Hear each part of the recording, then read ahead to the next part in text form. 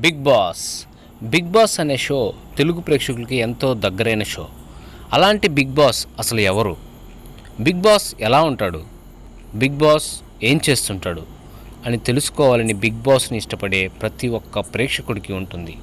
అలాగే చాలామంది ఎవరు బిగ్ బాస్, ఎలా ఉంటాడు బిగ్ బాస్ అని తెలుసుకోవాలని చాలామంది ప్రయత్నించారు. అలాంటి ప్రయత్నంలో భాగంగానే మనం చేసిన రీసెర్చ్లో పక్కా సమాచారంతో బిగ్ బాస్ ఎలా ఉంటాడో మీ ముందుకు తీసుకొచ్చాం. బిగ్ బాస్ షోకి బిగ్ బాస్ వాయిసే చాలా ప్రత్యేక ఆకర్షణ అనేది మాత్రం నిజం.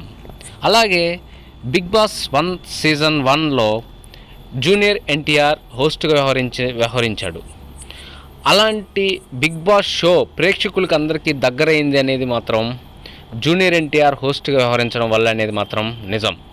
జూనియర్ ఎన్టీఆర్ అప్పుడు కంటెస్టెంట్లతో ఉండే విధానం కానీ, కంటెస్టెంట్ల మీద విసిరే చలోక్తులు కానీ ప్రేక్షకులకి బాగా దగ్గరయ్యాయి.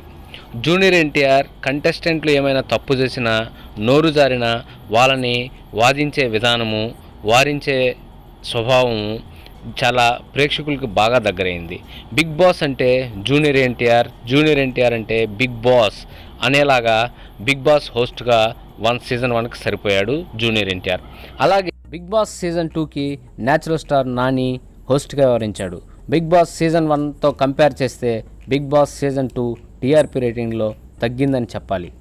న్యాచురల్ స్టార్ నాని తన కంటెస్టెంట్లని సరైన మార్గంలో నడిపించలేకపోయాడనేది బిగ్ బాస్ 2 మీద ఉన్న అభిప్రాయం. కానీ న్యాచురల్ స్టార్ నాని తన న్యాచురాలిటీగా నటించే స్వభావం ఇక్కడ బిగ్ బాస్ సీజన్ 2కి ప్లస్ అయిందని చెప్పాలి. అలాగే బిగ్ బాస్ సీజన్ 3కి చాలా అనుభవమైనటువంటి యాక్టర్ అయినటువంటి అక్కినేని నాగార్జున హోస్ట్గా రావడమే బిగ్ బాస్ సీజన్ 3కి పెద్ద అసెట్ అని చెప్పాలి. అతను నవ్వుతూ కంటెస్టెంట్ల మీద విసిరే చలోక్తులు బిగ్ బాస్ 3కి ఒక పెద్ద వరమనే చెప్పాలి.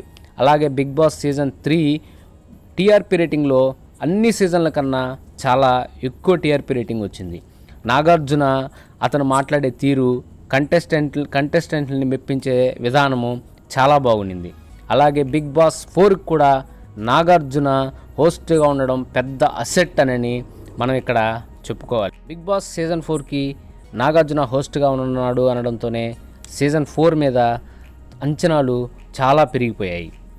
సీజన్ 3 టీఆర్పీ రేటింగ్లో నంబర్ 1 స్థాయికి వచ్చింది. అలాగే సీజన్ 4 కూడా ఇప్పటికే ప్రోమోలతోటి ప్రజల్లో చాలా ఆసక్తి రేకించింది. ఇప్పుడు బిగ్ బాస్ 4 కూడా టీఆర్పీలో నంబర్ 1 అవుతుంది అనడంలో ఎలాంటి సందేహం లేదు. దీనికి బిగ్ బాస్ అనే ఆ వాయిస్కి అందరూ ఫిదా అయిపోతారు. అలాంటి వాయిస్ ఎవరిది, ఎలా ఉంటారు, ఆ బిగ్ బాస్ ఎలా ఉంటారు అని తెలుసుకోవాలని ప్రేక్షకులు అందరిలో చాలా ఆసక్తి ఉంటుంది. అలాగే మీకు ఒక విషయం చెప్పనా, బిగ్ బాస్ వాయిస్లో 2 మెంబర్స్ వాయిస్ ఇస్తారనేది మాత్రం నిజం. బిగ్ బాస్ వారాంతంలో ఒకరు, ఆ బిగ్ బాస్ జరిగేటప్పుడు హౌస్లో జరిగేటప్పుడు సమయం గురించి చెప్పేటప్పుడు ఒక వాయిస్ వినిపిస్తుంది. వాళ్ళల్లో ఒకరే శంకర్ అంటే సాయి కుమార్ గారి తమ్ముడు. అలాంటి శంకర్ గురించి మీకు అందరికీ తెలిసే ఉంటుంది.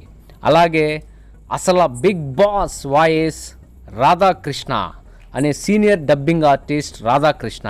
ఇతనే బిగ్ బాస్. ఇతని గురించి చెప్పాలంటే చాలా సినిమాలకి డబ్బింగ్ ఆర్టిస్ట్గా పనిచేశాడు. ముఖ్యంగా సిఐడి అనే సీరియల్ మొత్తం కూడా మెయిన్ రోల్ క్యారెక్టర్కి వాయిస్ అందించింది రాధాకృష్ణనే. అలాంటి రాధాకృష్ణనే బిగ్ బాస్గా వాయిస్ బిగ్ బాస్కి అందిస్తున్నాడు. బిగ్ బాస్ సంస్థ చాలా వాయిస్లు 100 వాయిస్లు పరీక్షించినప్పటికీ రాధాకృష్ణ వాయిసే బిగ్ బాస్గా కరెక్ట్గా సరిపోయింది అని బిగ్ బాస్ సంస్థ నిర్ధారించుకొని రాధాకృష్ణని బిగ్ బాస్గా నిర్మించింది. రాధాకృష్ణ వాయిసే బిగ్ బాస్కి పెద్ద అసెట్ ఇక్కడ.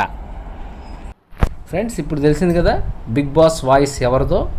మనందరికీ ఇష్టమైన బిగ్ బాస్ వాయిస్ రాధాకృష్ణ అనే డబ్బింగ్ ఆర్టిస్ట్ది. ఫ్రెండ్స్, మరిన్ని అప్డేట్స్ కోసం మన ఛానల్ని సబ్స్క్రైబ్ చేయండి, లైక్ చేయండి, షేర్ చేయండి. Bye friends. మరిన్ని వీడియోస్తో మీ ముందుకు వస్తాం. జై జనం, జై కిసాన్తో.